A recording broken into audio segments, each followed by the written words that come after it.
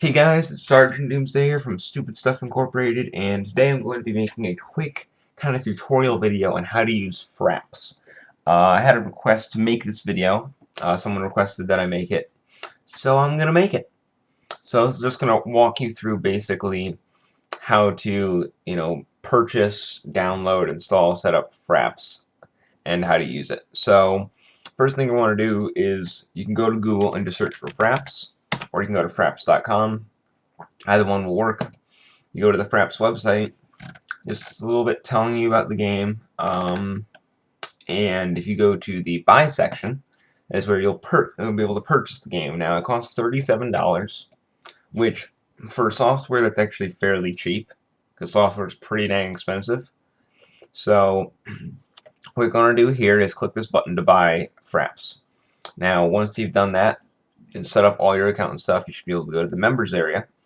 Click here to go to the members area, and then I'm already logged in. It will pop up a login thing requesting you to enter your credentials you set up when you purchased the software. And then once you've entered those properly, it will allow you in. And then from here, you can just click this button to download Fraps. So I can do that, and it'll be called setup.exe.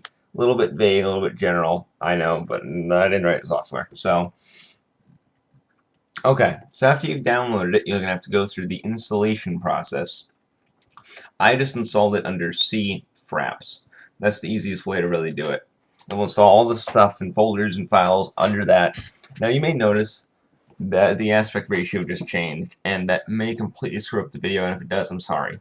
But you see this little option here, Monitor Aero Desktop, Monitor Aero Desktop, DWM.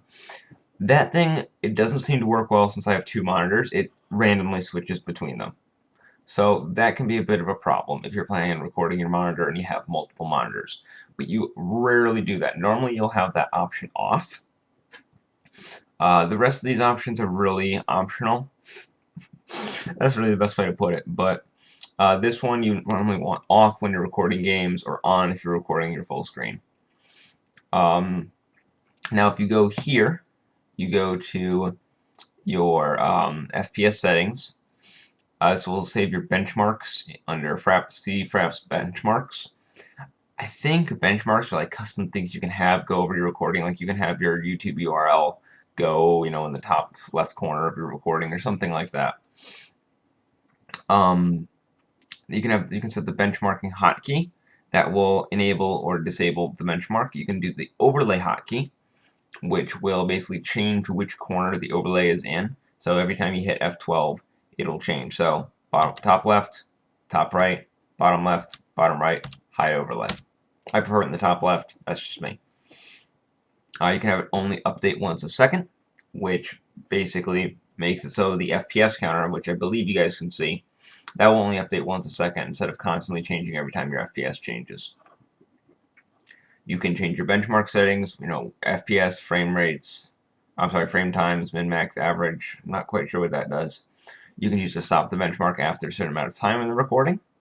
You can always change and view the folder it's in. Now if we go to the Movies tab, you can change where you want to save your movies. I have it under C Fraps Movies. You can also change the video capture hotkey. By default, I believe this is F10. I have it set to insert just because I like it at insert. That's just as simple as it gets. Because I think more games use F10 than use insert. I'm pretty sure. So you can also change full size or half size. Basically, full size versus half size.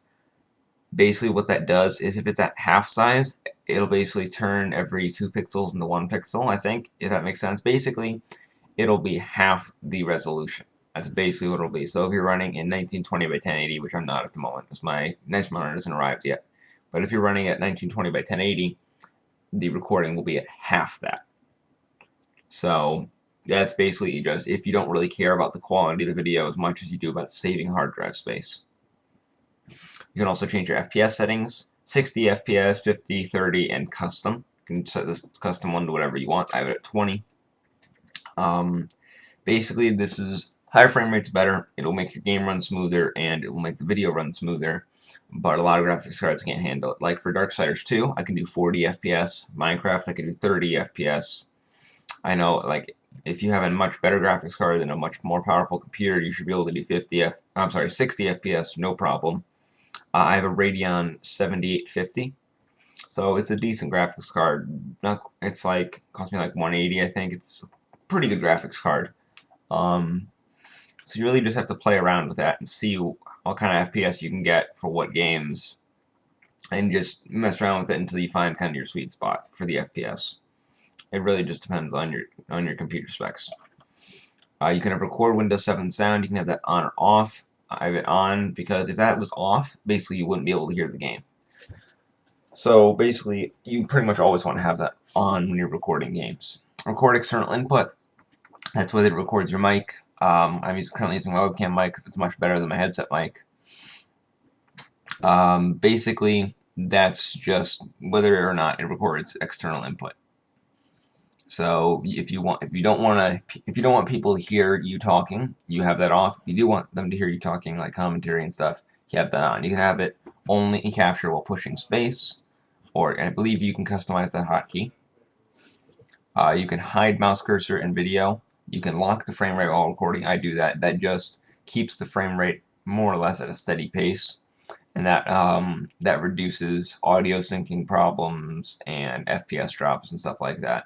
Forced lossless RBG capture. I have no idea what that does, honestly. You can also split the movie every 4 GB. I don't do that, but that will basically just make it easier, I guess, in editing or posts, or just easier to manage for some people. I don't know. I have that off, though. And then finally, we go to the Screenshots tab. This you can select where to save your screenshots. This screenshot capture hotkey, that's F10.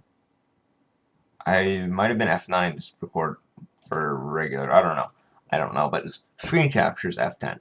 You can change the image format, BMP, JPEG, PNG, TGA. Never heard of that one, but you can include the frame rate overlay in screenshots. Excuse me, I can't speak today. You can also repeat screen capture every X amount of seconds until the key's pressed again. That's kind of cool. You can do that, but yeah, I think that's about it. I hope you guys enjoyed this. Hope you guys learned something from this. If you have any questions, just let me know in the comments down below, and I will answer them. So, yeah, but Fraps is a pretty decent software. I have trouble with it now and again, but it's software. You're going to have trouble with it now and again. But it's pretty good. I've definitely gotten my $37 worth out of it. So, yeah. So I hope you guys enjoyed this. Don't forget to subscribe and all that stuff, and I'll see you guys next time.